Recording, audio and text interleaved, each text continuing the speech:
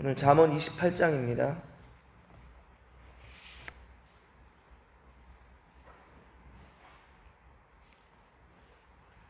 잠언 28장 1절부터 18절까지 교독하고 마지막 절 같이 읽겠습니다. 악인은 쫓아오는 자가 없어도 도망하나 의인은 사자같이 담대하니라.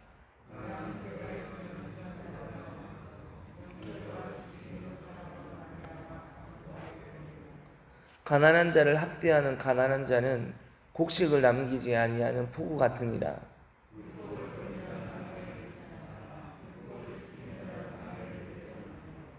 악인은 정의를 깨닫지 못하나 여호와를 찾는 자는 모든 것을 깨닫느니라.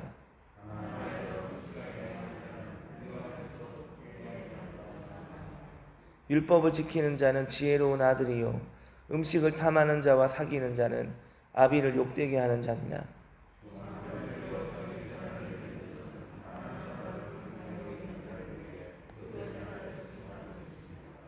사람이 귀를 돌려 율법을 듣지 아니하면 그의 기도도 가증하니라.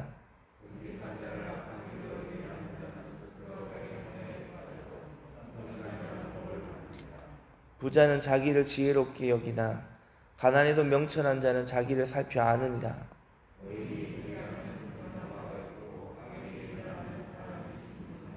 자기의 죄를 숨기는 자는 형통하지 못하나 죄를 자복하고 버리는 자는 불쌍히 여김을 받으리라.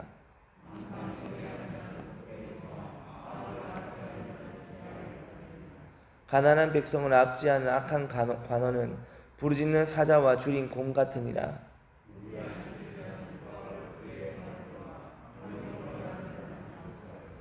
사람의 피를 흘린 자는 함정으로 달려갈 것이니 그를 막지 말지니라.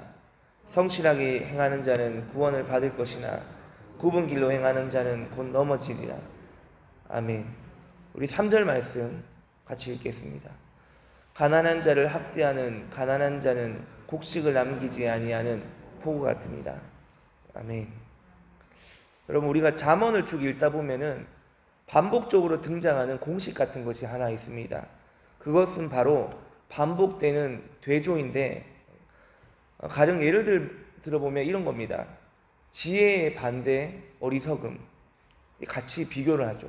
또 지혜와 미련함, 이런 것들이 이제 대조 구조가 되는 겁니다. 부지런함과 게으름, 정직과 거짓, 선과 악, 의인과 죄인, 뭐 이런 것들이 반복적으로 이제 대조되는 그런 것들인데, 그리고 오늘 우리가 읽은 말씀에서 가난한 자와 부자도 분명히 이러한 비교 대상에 속합니다. 제가 언급한 짝들은 모두 전자는 올바른 것이고 후자는 잘못된 것입니다. 전자는 하나님을 믿는 자를 의미하고 후자는 대적하는 자를 의미합니다. 그러면 우리는 다음과 같이 질문할 수 있습니다. 가난과 부유함, 가난한 자와 부유한 자도 그렇게 구분될 수 있느냐는 겁니다.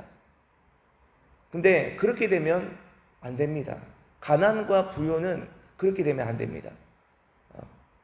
그렇다면 가난함은 의로운 것이 되고 부유함은 악한 것이 됩니까? 가난한 자는 의인이고 부자는 악인입니까? 아닙니다.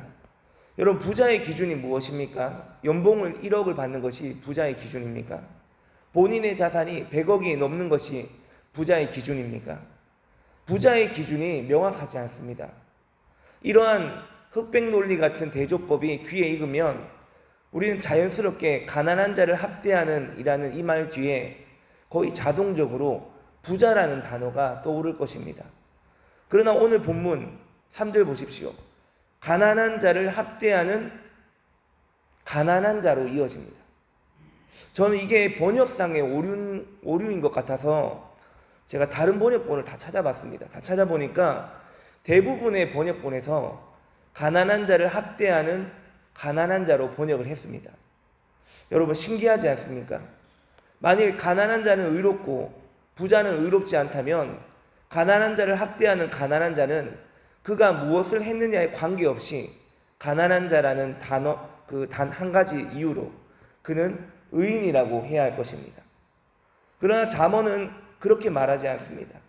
우리가 서론에서 언급했던 그 공식들을 깨뜨려 버립니다. 오늘 3절에 보면 가난한 자를 학대하는 가난한 자는 곡식을 남기지 아니하는 포구 같다고 합니다. 곡식을 남기지 아니하는 포구를 좋게 해석할 수는 없습니다. 이것은 1년 농사를 마칠 쯤에 이제 열매를 거둬들여야 하는 때인데 1년간의 수고를 헛되게 하는 폭력과 같은 것입니다. 이것은 죄입니다. 왜 그렇습니까? 그가 가난한 자이기 때문에 악한 것이 아니라 그가 악을 행했기 때문에 악한 것입니다. 마찬가지로 그는 가난한 자이기 때문에 선하거나 의롭지 않습니다. 가난한 자는 하나님께로부터 이웃으로부터 도움이 더욱 필요한 자입니다. 그래서 하나님께서 돌보시고 이웃의 불쌍히 여김이 필요한 자입니다. 그러나 가난 그 자체는 선도 악도 아니라는 겁니다. 그가 의를 추구하다가 예를 들어 세상의 바벨론 시스템에서 정직한 삶을 살려고 애쓰다가 세상 속에서 말씀대로 좀 손해보고 남에게 피해를 입어 가난한 자가 되었다면 그 사람은 의로운 자입니다. 그가 가난하게 되어서가 아니라 그가 세상 시스템에서 세상의 방식대로 살지 않고 남을 속이지 않고 거짓말하지 않고 불법을 행하지 않고 말씀대로 정직한 삶을 살았기 때문에 그는 의로운 자가 되는 겁니다. 다른 사람을 학대하는 자는 악을 행하는 것이고 그는 악인입니다. 그가 가난한 자라고 해도 그는 학대하는 악을 행했으므로 악인이 됩니다. 더구나 가난한 자를 학대한다면 그 사람은 더 큰 악을 저지른 것입니다. 자신의 처지를 생각하고 가난한 자를 더 배려하고 이해하는 입장임에도 불구하고 가난한 자를 학대했으니까 그 사람은 더욱 악한 행동을 한 것입니다. 더구나 가난한 자가 또 다른 가난한 자를 학대하는 것은 가난한 자를 학대하는 부자보다 더 나을 것이 없습니다. 만일 부자가 가난한 자를 학대했다면 부자는 자기와 다른 처지의 사람을 이해하지 못한 것입니다. 그거는 그럴 수 있다고 해보겠습니다. 그러나 가난한 자를 학대하는 가난한 자는 자기와 같은 처지의 사람도 이해하지 못한 것입니다. 마치 마태복음 18장에 나오는 1만 달란트 탕감받은 자가 100데나리온 빚진 자에게 찾아가서 멱살을 잡고 빚 갚으라고 독촉하는 것과 똑같은 것입니다. 누군가를 학대하는 자는 자신이 더 강하다고 여기기 때문에 남을 학대할 수 있습니다. 자신이 약한 자라고 생각하는데 어떻게 강한 자에게 학대를 가할 수 있겠습니까? 그래서 이 가난과 부유함은 상대적인 것이지 절대적인 것이 아닙니다. 그래서 잠언에서 가난과 부유를 절대적으로 이야기하는 것이 아닙니다. 마치 지혜로운 자와 미련한 자, 의인과 악인, 선과 악 이렇게 절대적으로 비유하는 것과는 다르게 가난과 부유함은 절대적으로 비유하는 것이 아니라 상대적으로 이야기를 하는 겁니다. 여러분, 가난한 나라에도 부자가 있고 부자인 나라에도 가난한 사람이 있습니다. 가난한 자를 학대하는 가난한 자에서 후자는 전자에 비하면 상대적으로 더 힘이 있는 부자에 해당하는 겁니다. 후자는 자기 힘을 이용하여 더 연약한 자를 학대하는 것입니다. 그는 다른 사람보다 가난하여도 그 사실만으로 의인이 되는 것이 아닙니다. 더구나 그는 이 경우를 악을 행한 것이므로 악인이 됩니다. 오늘의 같은 본문에 가난한 자와 부유한 자의 대조가 또 나옵니다. 6절 보십시오. 6절 보면은 가난하여도 성실하게 행하는 자는 부유하면서 굳게 행하는 자보다 나으니라. 자, 이 구절을 3절의 원칙을 그대로 적용을 해보면 어떻게 바뀔까요? 제가 한번 읽어보겠습니다. 가난하여도 굳게 행하는 자는 부유하면서 성실하게 행하는 자보다 못하니라. 이렇게 바뀝니다. 즉 여기서도 가난하기 때문에 의인이 되고 부유하기 때문에 악인이 되는 것이 아닙니다. 성실하게 행하는 자가 의를 행하고 굳게 행하는 자, 즉 행실이 비뚤어진 자는 악을 행하는 것입니다. 그러므로 의로운 자는 가난한 자가 아니라 성실하게 행하는 자가 의로운 것이고 부자가 아니라 굳게 행하는 자가 악인이 되는 것입니다. 가장 나쁜 것은 부자에게 학대를 받은 자가 자기보다 더 가난한 자를 학대하는 것, 또는 부자에게는 비굴하면서 더 가난한 자에게는 함부로 대하는 것입니다. 율법은 가난한 자를 불쌍히 여기라고 하고 성실하게 정직하게 행하라고 합니다. 9절입니다. 우리 9절 말씀 같이 읽겠습니다. 사람이 귀를 돌려 율법을 듣지 아니하면 그의 기도도 가증하니라.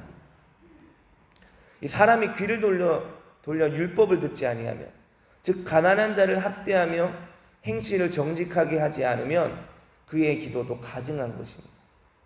가난한 자를 학대하는 가난한 자의 기도는 가증하며 하나님께서 듣지 않는다고 말씀하고 있는 겁니다. 부자를 폄하하고 손가락질할 일이 아닙니다. 그가 나보다 더 성실하였는지 아닌지를 나보다 하나님이 더 잘 아십니다. 내가 나보다 약한 자를 굳게 행하는 여부도 하나님이 잘 아십니다. 여러분, 우리가 재판관이라고 생각하면 안 됩니다. 우리는 재판관이 아닙니다. 하나님이 판단하시는 겁니다. 기도했느냐의 여부가 아니라 율법을 듣고 그에 따라 살았느냐를 하나님께서 판단하시는 겁니다. 만일 가난한 자를 학대하고 율법을 듣지 않는 것, 그러면서 드려지는 기도는 나의 가증함이 하나님께 올라가는 것입니다. 그런 기도는 하나님이 받으시겠습니까? 오늘 본문은 이것을 말씀한다고 생각합니다. 오늘 하루도요, 하나님이 받으시는 기도를 드릴 수 있는 시간이 될 수 있기를 축원합니다. 우리의 기도와 우리의 삶이 일치되어 온전한 하나님의 자녀로 설 수 있는 저와 여러분 모두가 될 수 있기를 원합니다. 함께 기도하겠습니다.